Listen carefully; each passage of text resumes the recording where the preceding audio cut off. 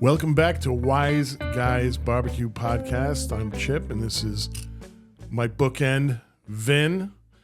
And we're back here to talk about all things meat, I love barbecue, smoke, random thoughts and ideas.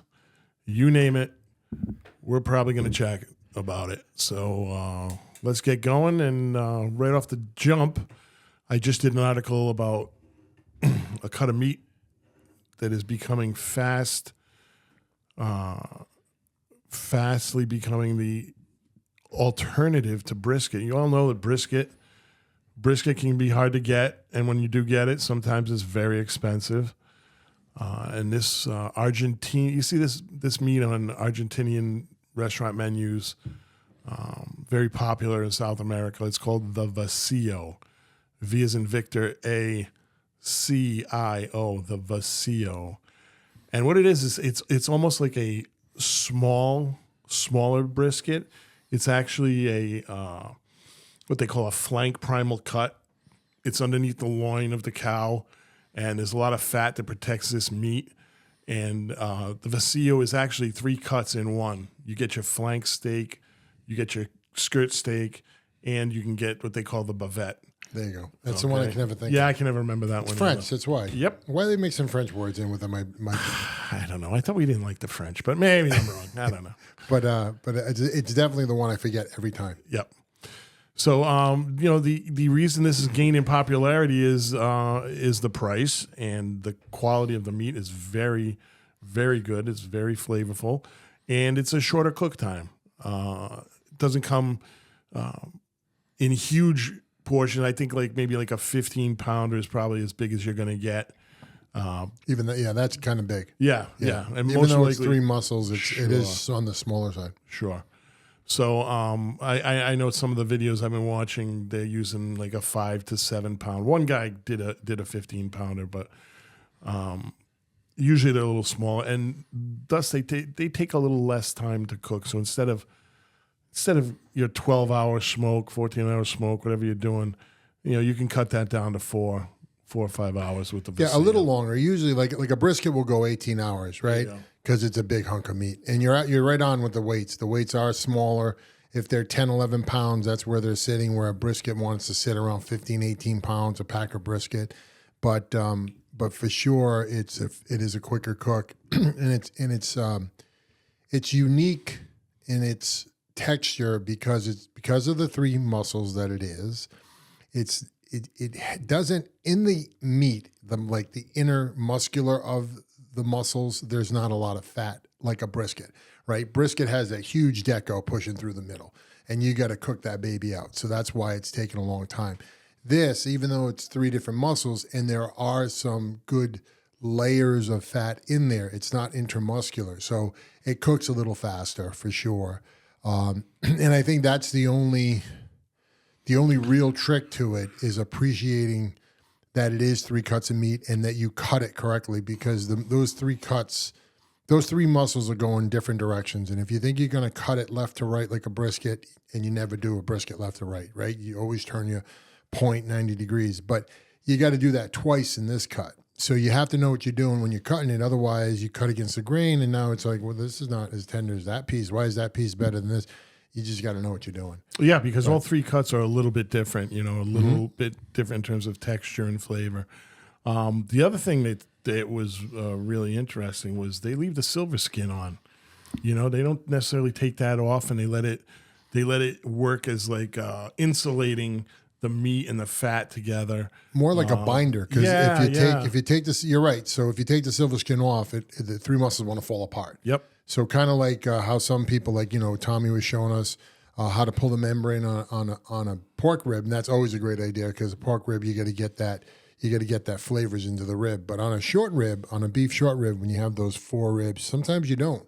Sometimes you just put a kind of an X mark in the back, and you let it kind of cook through and peel back. Same thing with this silver skin. You might want to score it a little bit, but you don't want to pull it, because if you pull it, you're basically pulling the 3 different sections apart. So absolutely, and that silver skin, if you maybe when you take that thing right off, and you actually when it's done and you pull the silver skin off, it's a nice big crispy piece of skin. If you throw that back on the grill for a little bit, It's edible. You can eat it. It's like a nice pork skin, very flavorful. I gotta try that. Yeah, and that's a little different than your brisket. Yeah, for sure.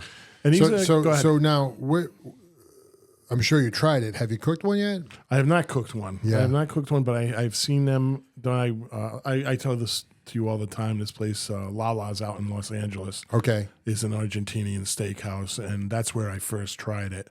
And my son turned me on to it, and he's like, "You got to go there. And we got to go get there and get the Vacio plate." And what they do is they cook the Vacio and bring the whole thing out onto the table, and then they, like Vin said, they cut it up into this 3 separate parts, and so you get a plate with all three cuts on it, and it's just a ton of meat, and it's just fantastic. I'm trying to remember the name of the farm. I did do one. I cooked one.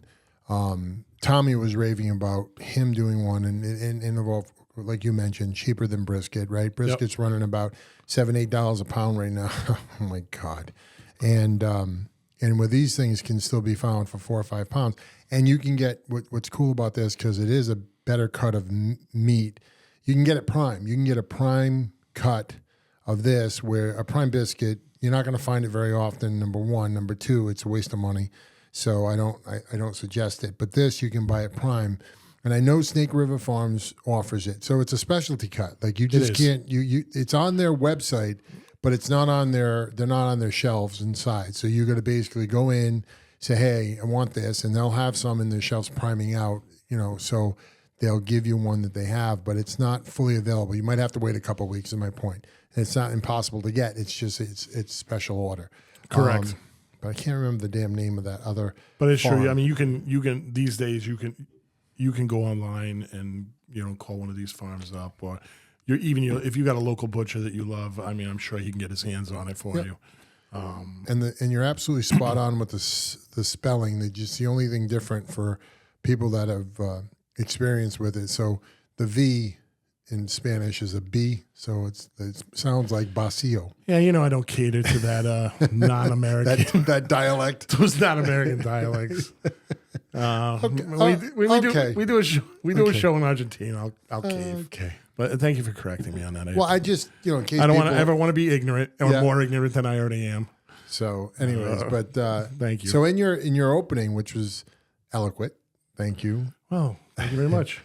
Threw me into the fire there, but I love it. Yeah, no, I loved it, and I just love the fact that we do everything all meat, and I try to explain that to people that don't know what we're doing or haven't heard of it yet, and say that we do barbecue, and it's like, what do you mean you do barbecue? Like what? How do you do barbecue? Don't you eat it or cook it? And like, oh no, we do everything barbecue. Correct.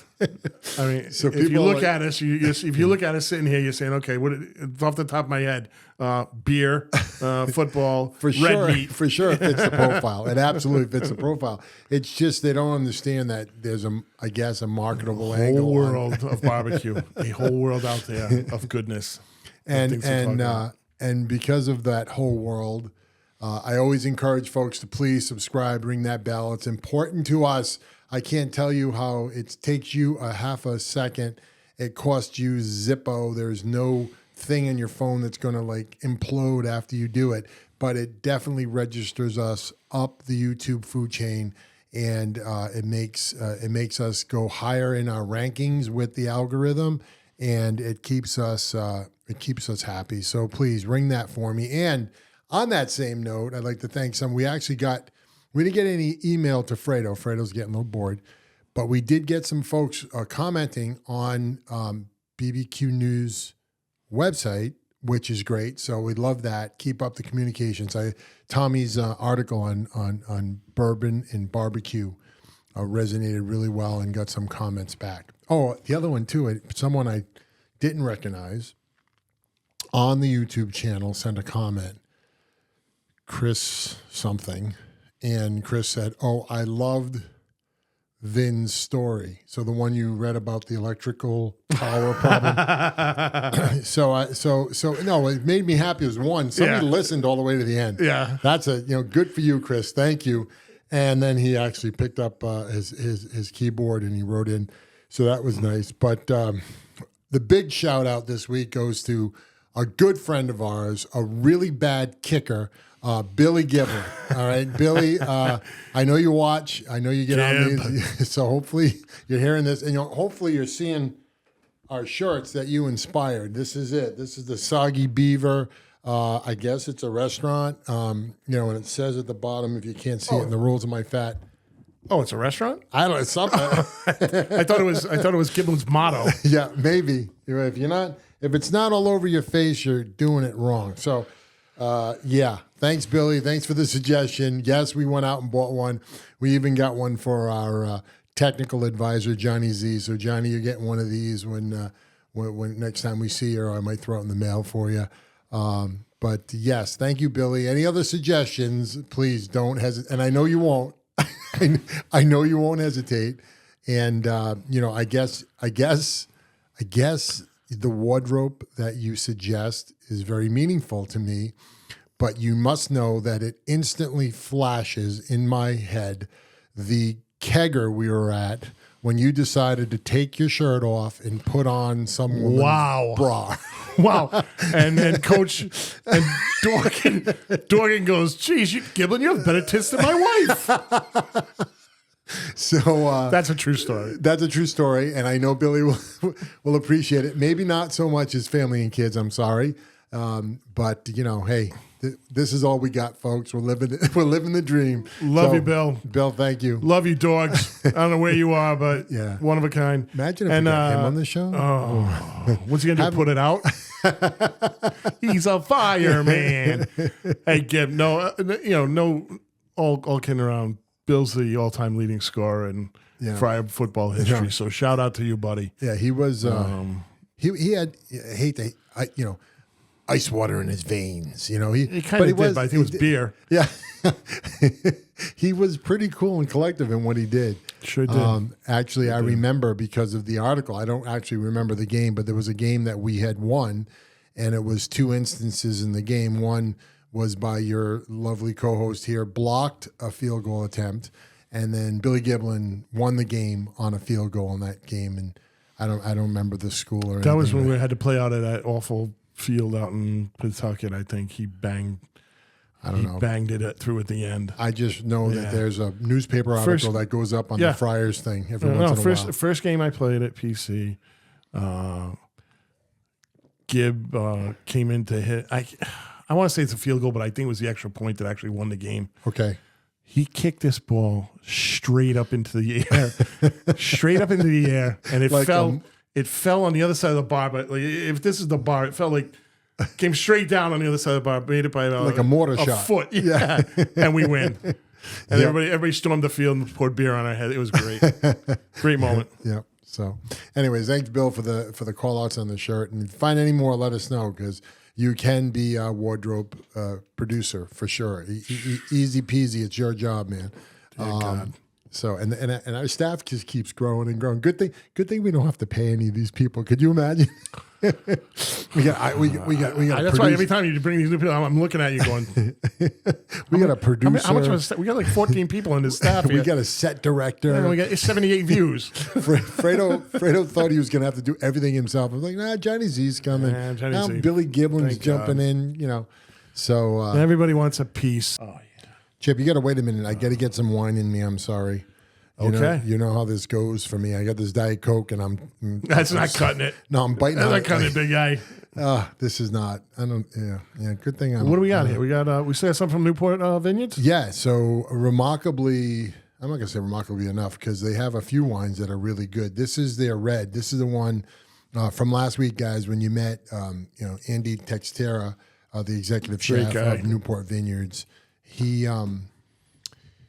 was mentioning these wines. I found them in the liquor store, but he was mentioning them, and he was saying how many they had. I didn't realize how many they had. I know there were 4 brands. They also have this white shark something. But this is a red, and so we always get red. I got a red. It's called Gemini Red, and the write up on the back of the bottle goes, our winemakers have created a dry Italian-style wine with a peppery finish and a hint of oak. named for the winemaker's twins, George and Victoria. The wine enhances strongly flavored cheese, pasta, or beef. We love beef. So anyways, this is the red, which Andy gave it high regards, but we haven't drank yet. So cheers to you. Andy. Thank you.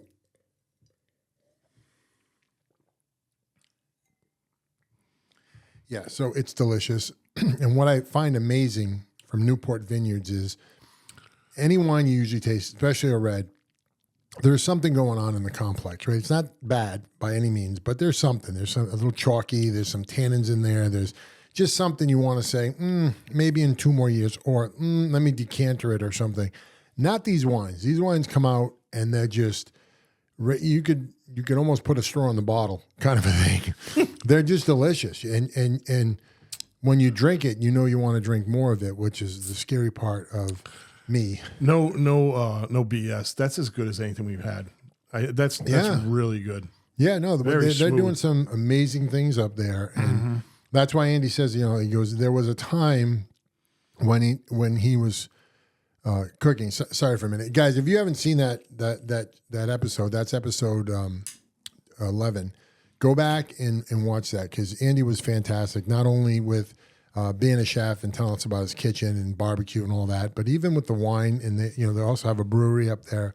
And he mentioned last week in his stories that he used to think like he would have to create foods that went with their wines that they distill, that cook to the wine, right? We called it. Yep. And no, now he's just like, no, we have so many good wines that anybody can take what I'm making and pair it. They always have something to go with what he's making. Right, of their own brand. Thing. Yeah, they don't have to go outside the box on the wine, which they don't want to. They want you to, that's the experience when you go there. If you guys get a chance to go to Newport Vineyard, they have an unbelievable venue there, just huge. It's like almost like an airport kind of lobby. It's just big, and they have their nice big bar where they have their tap root brewed beers that they make there.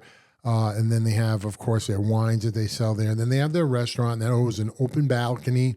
And from their open balcony, you're basically viewing over all their grapevines. And that's where they set up the little band. So they're playing music on Wednesdays and Sundays. I think they're down to only Sundays now because it's past summer. But they're playing music at least once, sometimes twice a week. They got cornhole going around.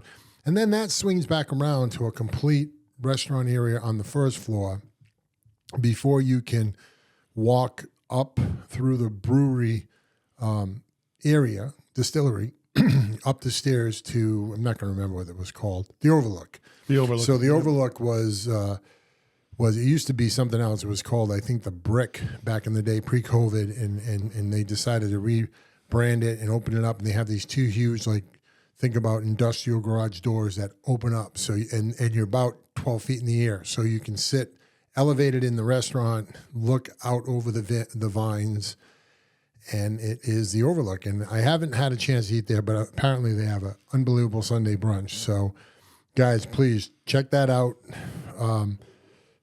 Not only the episode, but the restaurant. And if you go there, you ask for Chef Andy, he'll be pleasantly surprised that you stopped in and mentioned the show, and he'll give you 90% off. I'm just kidding. But, he might show you the door, but try it. He had a good time. Anyways, Andy, thank you for last week. That was a great interview, and I know we're going to get you back because we never really delved into the barbecue skills that you have. And more amazingly is, he was fascinated with our safaris, right? He was completely thrilled about, that we do that. And he has this amazing hookup in Puerto Rico. And he's like, have you guys ever thought of going down to Puerto Rico? And for first hearing of this, you say, Puerto Rico, they have barbecue? But they have what they call lechon. And this lechon is basically spit-cooked pig. And there's a town in the mountains of Puerto Rico that you can literally drive from one side to the other, and off this one road, I'm going to call it the Pig Highway, you can stop at all these different restaurants that's offering you delicious barbecue, start to finish. And then he has a friend who owns a resort, of course, and out of New York, who did barbecue in New York for a lot of years before he moved down to Puerto Rico. And it's definitely something that went on my radar. Then he digresses. He's like, that's just the restaurants and the resorts. Forget about the street food. Yeah. And I'm like, what? Yeah. And he's like, right on my alley. Yep. He goes, oh yeah, you pull into a little area and there's all kinds of road and the people cooking street food. And he was explaining how he was out there, like, one guy was backed up and he jumped in and started cooking. Yeah, with his wife wanted to buy something. He's like, yeah, you go over there. And he starts cooking at this guy's stand on the street to get him out of the weeds. Yeah. Yeah, no, that was, so we want to do all that again with him. So hopefully, Andy, you'll do us the justice and come back and visit us again, and we'll see what happens. But thank you for the heads up on the wine. And we had, what did we have last week? We had white wine in the buff. I think it was in the buff. Yeah. Yeah, picnic or naked. It was good either way. Yeah, I think we went for the picnic. We went for the picnic. But yeah, no, that was also terrific. I know I haven't done it yet because I'm selfish. I got to buy one for Sue because Sue loves a Moscato. She loves a sweet wine. Yes, she does. And she'll drink Moscato, but if anybody who has drank Moscato in the past, it's almost too sweet, right? You have one or two glasses and you're like, I'm done, right? This thing was amazing because even though it was sweet and it started sweet, it finished dry. So you wanted, like this red, you wanted to have more. So I didn't save her a drop. She never even tasted it. And I haven't bought in a bottle in a week, but I'm drinking wine and I'm happy. So, all right. Just as we were planning our barbecue safaris for the future, I started just doing a little research, a little preliminary research, and started focusing on ribs and beef ribs versus pork ribs and Kansas City ribs versus Memphis ribs. And there's just, there's a lot of different philosophies. And one of them is, do you put sauce on the rib or you just dry rub it and, put the sauce, leave it to the person who's going to eat your ribs. So it's sauce or no sauce, basically, is what I'm saying. So yes. If you go to Kansas City, they have a very sweet rub, okay, and they also slather it with their famous Kansas City barbecue sauce, which is very sweet, also, and that's the way they enjoy it. And you go to Memphis, and it's a dry rub. A little bit, or maybe even skip the dry rub, but definitely a lot less sugar. And they just cook it like that. And, right. And a lot of places there's no sauce involved. Right. So as usual, barbecue is what you eat, what you like, right? Yep. But how do you go about things? I mean, I've had your ribs a million times, and you don't seem to overdo the sauce at all. Well, here I'm going to be honest and truthful, like I always am. I suck at cooking ribs. Currently, and I say that because it's a learning process. All barbecue is a learning process, folks. Don't get intimidated by barbecue. It's pass fail every time, and you learn more from your fails than you do from your passes. But when I cook ribs, because I do okay. So to answer your question, I prefer a dry rub. I don't like to slather it all up and have to deal with that during the serving and people's understanding of what they're eating. Because it's almost like they're eating the sauce, not the ribs. So I go with a brine, like a dry rub, and we put that on usually the night before. So we put it in the fridge and we let it kind of cure out overnight and just soak in and pull all the salts out of the pork, and then we smoke it. But what I think that rub is going to cure all my problems in the smoke. And even though I'm going slow and low, and I'm not doing a whole heck of a long time, I'm somewhere only around 5 hours, but I overcook them. I end up burning them a little bit. They get a little crunchy. They get a little dry because I let them ride, bareback the whole time. Mm-hmm. And traditionally, that's not the way to go. The traditional way to go, and anybody who's picked up a YouTube remote control, it's 3, 2, 1, right? You want to smoke it for 3 hours with that rub on it, whatever your secret sauce is. Get it on the ribs and smoke it. They usually do it backside of the bone down if that's the hottest part of your of your smoker. And then what you'll do in that 3 hours, you'll pull them and you'll put them in aluminum. So now the aluminum is going to get, yep, exactly. So you're getting your butter or your beef tallow, something that's going to lube it up a little bit. Okay. That goes on. Your brown sugar goes on. Your maple syrup will go on. Yeah. So it doesn't have to be a barbecue sauce, but it can be. It could also be a sauce if you prefer. I have some friends who love that Sweet Baby Ray. Sweet Baby Ray's. Yep. So they crave that stuff. So I keep some of that around, and I'll do a couple wraps or one wrap with multiples on that. But anyways, that's what's getting all your basting fluids, and then that goes back on the grill for 2 more hours. So that's the 2. And now you're braising and you're kind of cooking those ribs out because they need that 5 hours, but now you're getting a little hotter cook and you're getting more tender ribs in that wrap. And then finally you break it out of that wrap. You go back to the smoker for 1 more hour. And the purpose here now is to get more of that wonderful sauce that you put on whatever you created and brush it on and let it get tacky, right? Let it just set up on those ribs. Nice glaze, set it up, get it tacky. You don't want it drenched. You don't want it soaking around in that stuff, but you do want it on there. So then you're done. You pull them, you cut them, and you're on your way. So that's the 3, 2, 1, just to give you a baseline of something. But I don't do that. I just go bareback for 5 hours. Well, why is that? If you know what you're supposed to do, why are you refusing to do it? Because I think, because I'm an idiot, number 1 and foremost. And number 2, I just want to get that out there. Just want to get that out there so people are clear.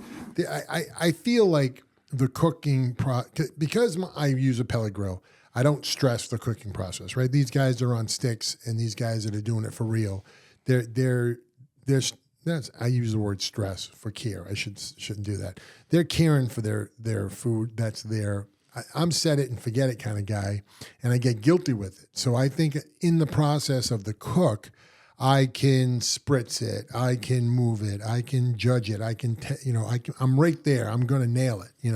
That's what I say. And then a few bottles of wine later, I overcooked the ribs. So his ribs are excellent, by the way. I love hearing him put himself down. So that's why I just let him go.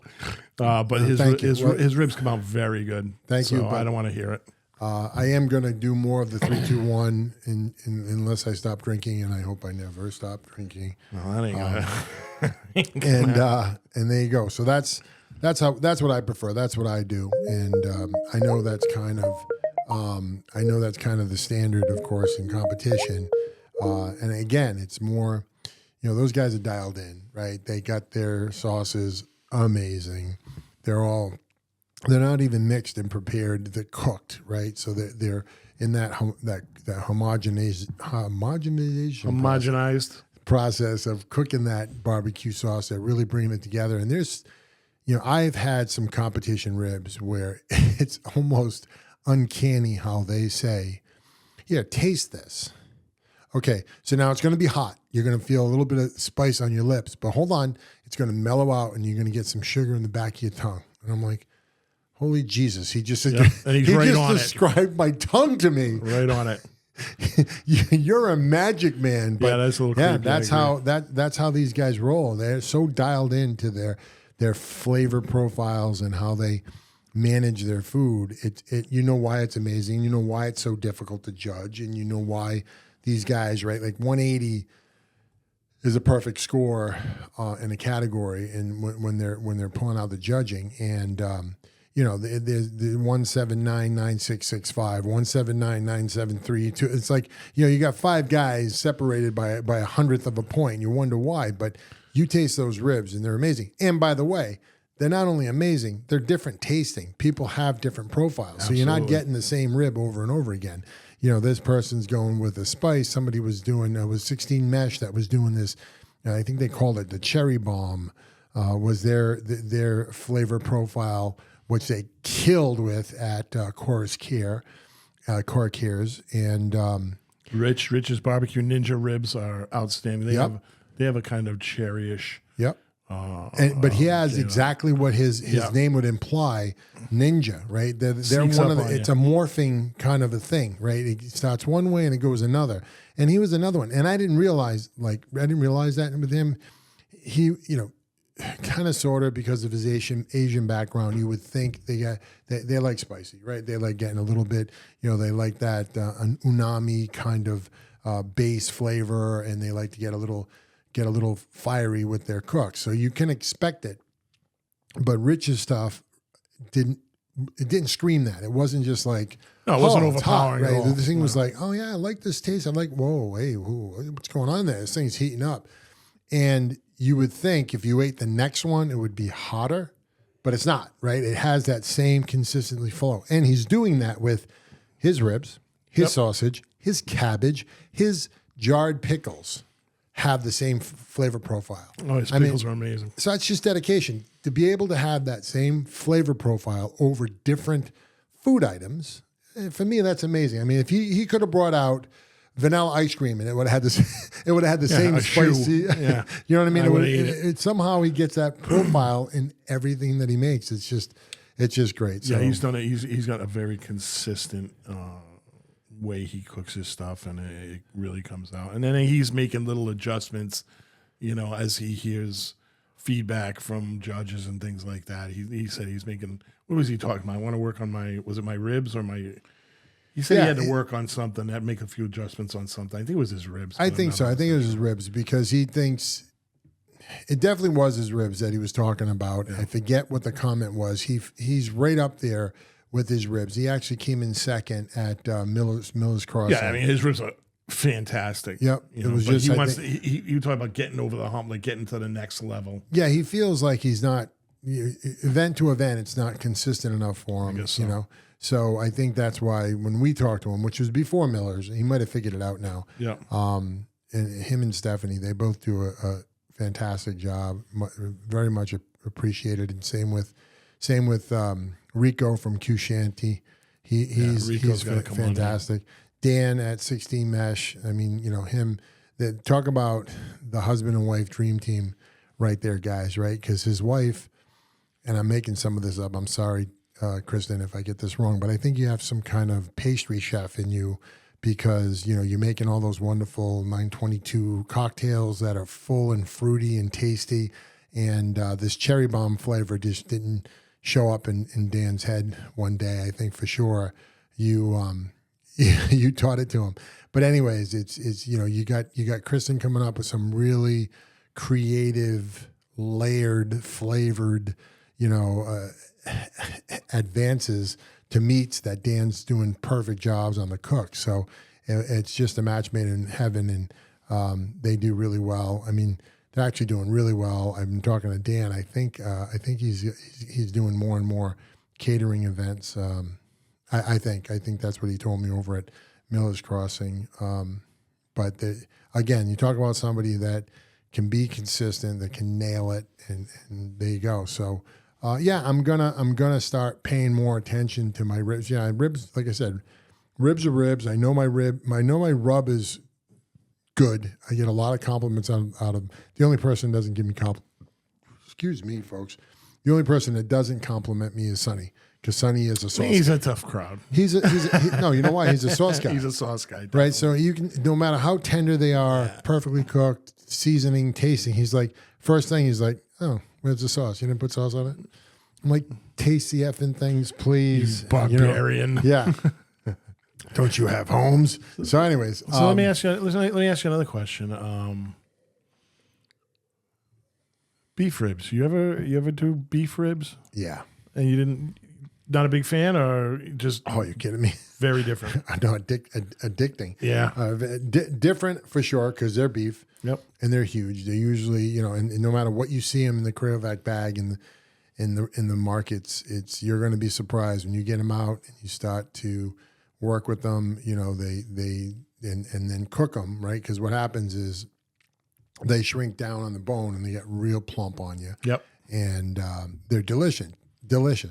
The difference there is a couple things, right? One, the membrane does not have to be pulled on something like that. You can just kind of cross-cut the membrane just so it kind of peels back. There's really no meat on one side of the bone, so you're not causing any issues by not getting a flavor profile into the backside of a beef rib. So you don't have to go nuts pulling the membrane, but it's beef, so you're doing a longer cook, right? You gotta kind of cook it more like slow and low and longer, like a brisket. And then the other thing is it's beef, so when it comes to beef, I'm all Texas. I'm salt and pepper. That's it. You leave me alone. So there's no super high profile in the rub that I put on it, and there's no sauce, right? And they're good. And I think you're catching on to my newest obsession, which is pastrami cured beef dino ribs.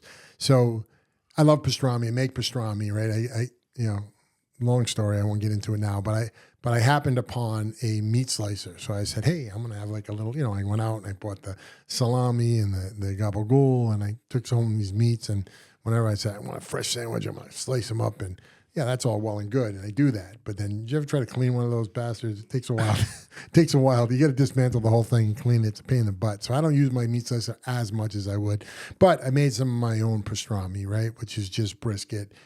That's cured out, and there's love that goes there. There's 10 to 14 days of a curing process that goes into it. If you're making corned beef that gets boiled, or if you're making pastrami that gets smoked, regardless, there's a process. So, but with that process, you can pastrami cure anything, right? Beef. You don't have to just do like pastrami shaved on a Reuben.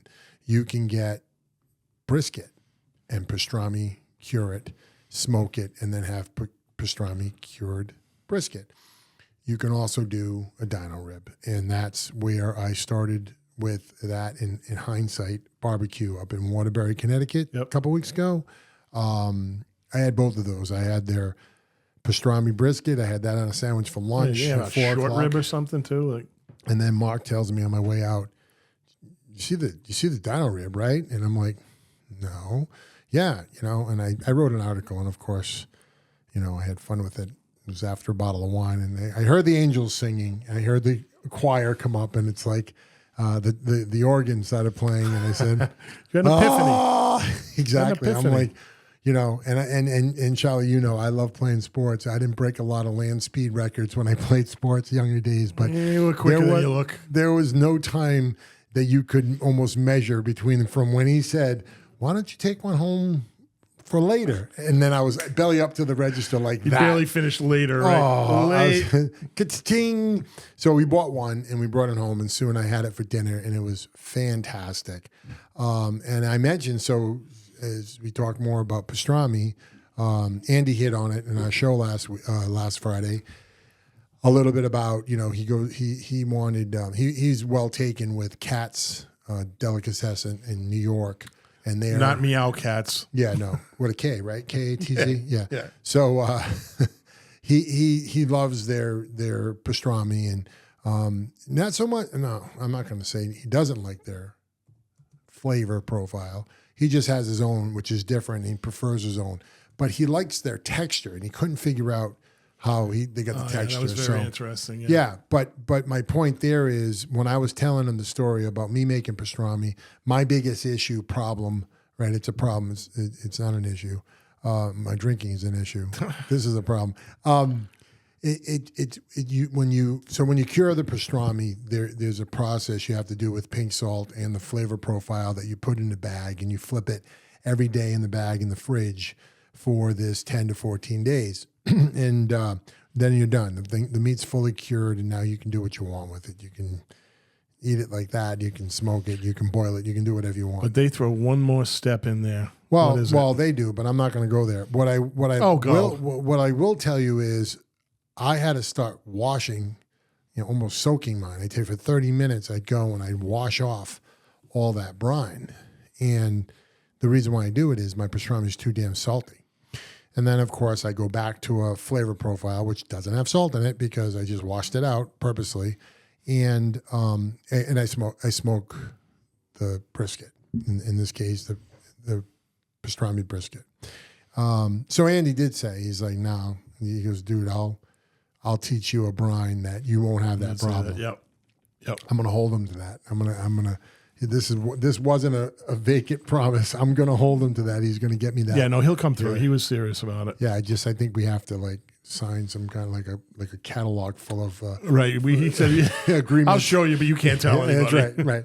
Or he owns my house or something. Yeah, like that. something how like that that worked out, but for sure he was a little covert on cagey. privacy. But yeah. Cagey. So, anyways, that's the whole pastrami story, and that led into the sauce and no sauce. And I guess if I had to say, I'm a no sauce guy because I love my wife's dry rub.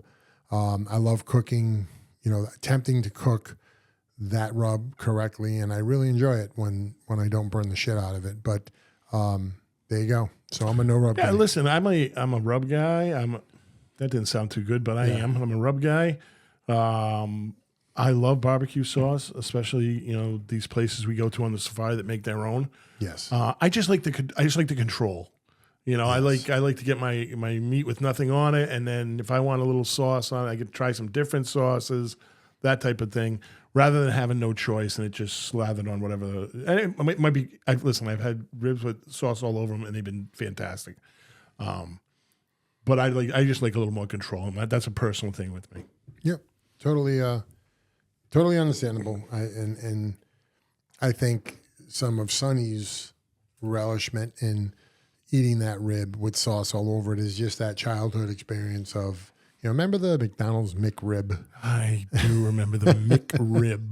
That thing sells out so quick. They only they can't even keep it on the shelves. 3 weeks. I think it's like, oh, the McRib's here, and it's like, what? It's going. Yeah. But anyways, that thing basically why I ate it is just because it had wonderful sauce all over have a good it. sauce on it. Yeah. So I think that's where his understanding of ribs come from. But so I tell him right out, the first thing I do is, you should try cooking some of these.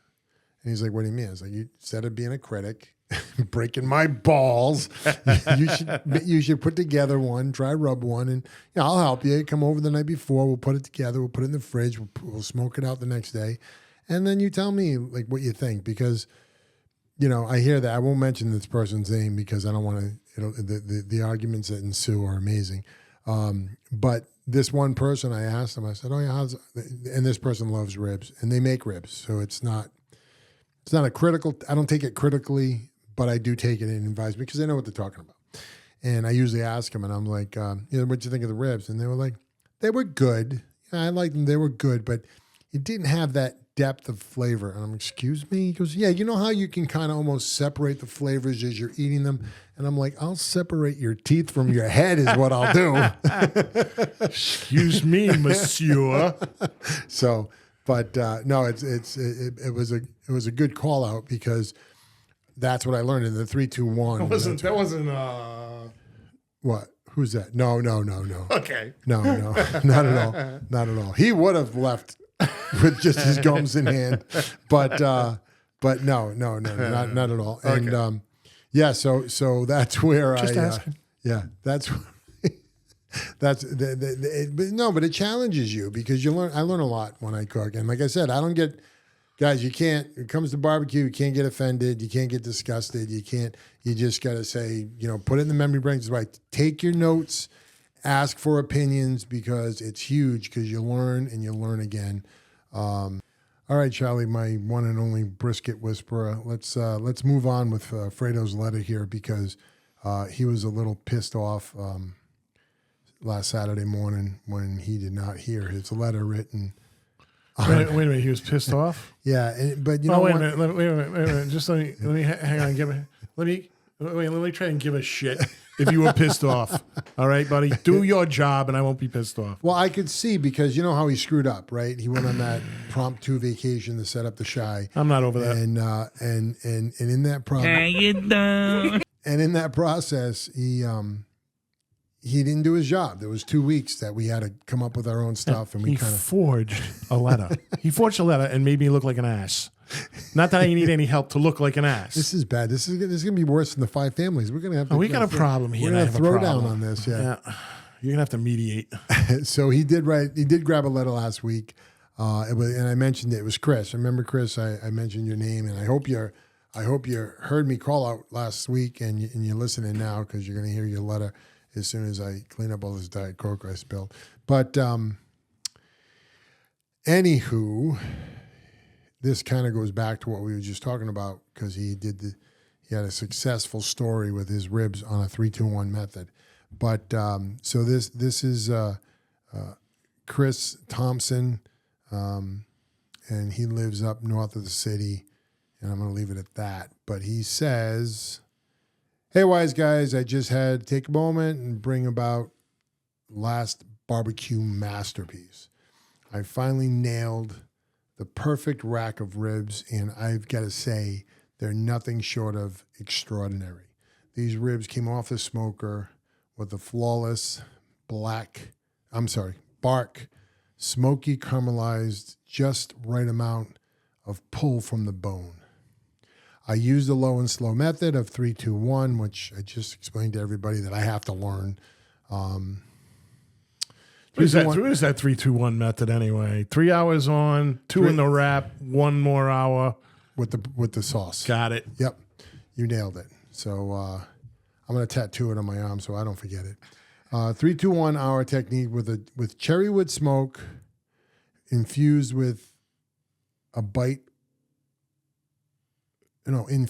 a bite of perfect depth. Oh, people can't just write emails. They think they're, Edgar Allan Poe. I don't know. Maybe we should, folks, if you can help Vin out here, send him in crayon. Next time, maybe we can get through this. The rub was spot on, sweet with a kick. Thanks to my blend of brown sugar, paprika, and a little cayenne for heat. Let's not even get started on the glaze. A mix of honey, bourbon. Ooh, Tommy. Ooh, bourbon. Yeah, I got some bourbon.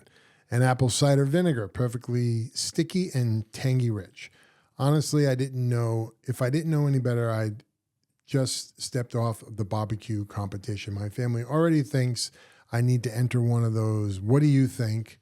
But most importantly, I feel like I should be a made guy. I say yes. I say if you nailed it, you nailed it, especially if you impress the wife, because let's face it, after a while, it's hard to impress them. Well, not just that, but I noticed that when men do things around the house, they seem to be brief. And when it comes to smoking, it tends not to be brief. So I see women get very upset with a man in a smoker because he'll take like 7 hours to do something. He hasn't done anything around the house for 7 hours. Because they see the relationship that is developing, the love, the harmony that a man has with his smoker. I guess so. But, usually a woman, it's not one of those things like, Thanksgiving, the man cooks the turkey just to help out, right? The woman's very grateful because that's a beast, that's a problem. And any help at Thanksgiving. It's expected. Right. And that's nice. But when it comes to barbecue, they're just like, what do you mean 7 hours? What do you mean go to the store, you'll be in the backyard? Like, what do you mean? I don't get it. So, yes, if you, Chris, impressed your wife with these 3-2-1 barbecue. Well done, sir. Well done. Yeah, absolutely. We'll make you, brother. Yep, you're a made guy. So I did. How you doing? I guess that's all I got. I got to get a jingle for that too. Yep. Thanks, Chris, for your letter, and thank you, Fredo, for doing your job. I guess, and life goes on. So please. Oh, I'm sorry, Chris. I was going to put them up on the table, the Spied Out gifts, and we got a bunch of cards from All Temps Labor Leasing. For restaurants, you can pick your restaurant. And folks, we're obviously we're from Rhode Island. We got some Rhode Island restaurant that All Temps donated to, and I reminded them that this is a national broadcast. So subscribe, and in that, if you do want to do a restaurant card and you are from somewhere away from the East Coast, it doesn't matter. You tell us where you want to go, and All Temps will set up that gift card in your local area. But that being said, if you're into food and eating good food, Rhode Island, Providence has become a food destination. You can go up on the hill and you want to talk about history, and we've already talked about the characters that grew up there and crime and cuisine wow. tour. I think there's an article online about that. There may be, and I think there is, and you should check it out at RhodeIslandBarbecueNews.com. But yeah, you can get great food of all kinds in Rhode Island now. Great places to stay, great stuff to eat, interesting people. Where's that place in Smithfield that you like to visit? The Sandwich Shack? Gary's Sandwich Shack. It's not called Gary's. It's just Sandwich Shack. They have phenomenal sandwiches there. They're only open, I think it's 11 to 3 or 9 to 3. I can't remember. I don't have it in front of me, but it's a lunch place. It's in Smithfield, right? Yes, right near the Apple Valley Mall, right past McDonald's. It's, again, don't have my information in front of me. You know what I liked about it? You had mentioned them before on earlier shows, probably a month now, and they weren't brand new, but they were recently new. And I just kind of felt like, because I know Rhode Island, right? Yep. Rhode Island, you that's it. You live and die off your first month, 2 months. The word gets around, and I just felt, because there are so many of these type of places, I felt, Gary, I hear great things about you and your wife. Wasn't so sure how you're going to make it. I don't care how good your sandwiches were. I just know Rhode Island. But I hear more and more people tell me more and more about your place now than I did 2 months ago. So that means word's getting out. You're upticking, man. So good for you. Yep. So it's I remember it's on 9 Cedar Swamp Road in Smithfield. Imagine that you're good on a swamp. Yep. Imagine if it wasn't on a swamp. God, you'd be killing it. And he's got a concoction called the Chopped Italian grinder. Wow. I've tried it. It's amazing. And he's also got a new thing he calls the meatball cone, which is a meatball sandwich where it's actually a hollowed out roll with the meatballs stuffed He's in a it. heathen. This guy is creative, man. What are you doing? Yeah, just cuts Is the he top Italian? off If he's got meatball, Gary. He's got a chopped Italian grinder. He's got a meatball. Gary's got roots. Gary's got roots, and he does a great I job. think I smell a rat. I don't know. Absolutely. I don't know. But thank you for that. I know I know you rave about it. Yep. No, it's fantastic. All right, folks. Thanks for joining us again. Another great week. Can't believe we're having so much fun with this. The weeks are just flying by. It seems like every other day we're doing a podcast, but we're loving it. Yeah, it's been great. And with this new rotation, I think it's going to even become more frequent to our visitors on the other side. So next week we're gonna have the butcher Tommy. He's coming back, folks. So he's excited. I'll tell you why, because he's gearing up. I think we're gonna see him the day before he leaves for his bourbon. I'm calling it a safari. I don't know what he calls it, but it's the same thing as our barbecue. But he calls it a bourbon tour. Yeah, there you go. It's a safari. So he's doing that, and I'm sure he's going to have some good news about that when he gets back. But this is prior to. We'll get him again, but we want him back because I think you had picked up a whiskey for him. I did. Picked up a whiskey at an Irish fair. I was over in Western Connecticut and ran into this Irish fair and staggered out of the Irish fair, but I managed to pick up a bottle of Who Hit John. What? A bottle of Who Hit John. Who Hit John? Is that what it is? That's what they call it. Boy. No, it's whiskey. How do these things happen to you? How do you run into a fair? Like, does that, oh, look, there's a fair. Well, you have... your alcoholism guides you like a divining rod to find booze. And that's just what happens. Nice. But anyway, Tommy's going to taste it and give his... Yes. It's a local distillery in Connecticut, and he's going to give it his honest opinion, which I value because he really knows his stuff. Yeah, he's very opinionated when it comes to his bourbon. He drinks a lot of it. He has a huge collection in his home. He researches it. I mean, that's his... He has three things. I'm going to say his family and kids, but they're all grown. His bourbon, which is also getting older, and barbecue. That's it. That's what the butcher does. And he's not even fully retired yet. Once he retired, it's going to get worse. But he's great with it. He actually wrote a wonderful article about bourbon and barbecue, which is receiving well. We actually got a reply back from Dan over at Black Dog Sauce Company in New Hampshire. Dan, a couple of years ago, maybe almost 3 now, created a bourbon black cherry or a bourbon something sauce for barbecue. And it every time he makes it, it sells out. he's got a lot of success with it, and he wants Tommy to try it and give him a good understanding of what he thinks of it, and that whole, kind of combination of barbecue and bourbon. I love both, obviously. Well, I don't know if I love barbecue. And you love bourbon. That's obvious. Bourbon, people might not know because I don't drink it that often. I don't either. If you see me in a bar, you won't see me hugging on a bourbon. You'll see me hugging on a vodka before I grab the bourbon. But I do appreciate bourbons, and I'm learning more about them, so I enjoy them. So definitely can eat them together. I'm not saying it's impossible, but I just don't know how they really accompany each other. So that's what I want to ask Tommy about. And I read his article, and I fully understand what he's saying, but at the same time, maybe I'll do a 3-2-1 rack of ribs and pull out that hit him in the sock, Johnny. What was it? No.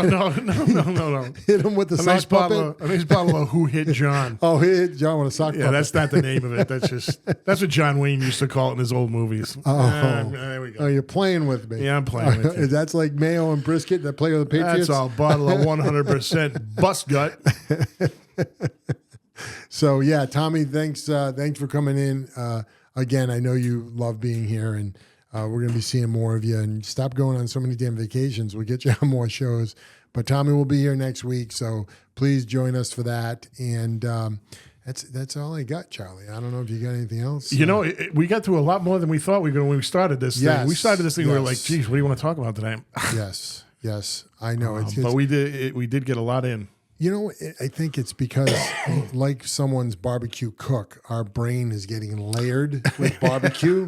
So we sit down and, like, if we didn't hear something today about barbecue, we think we have nothing to say about barbecue. Yeah. But once we start recollecting, it's like, oh yeah, shit. Oh, you know what I know? Oh yeah, by the way, and then here we go, an hour later. And that's how the magic works, folks. Yeah. Thanks for joining, everybody. Have a great weekend. Enjoy some barbecue. Absolutely.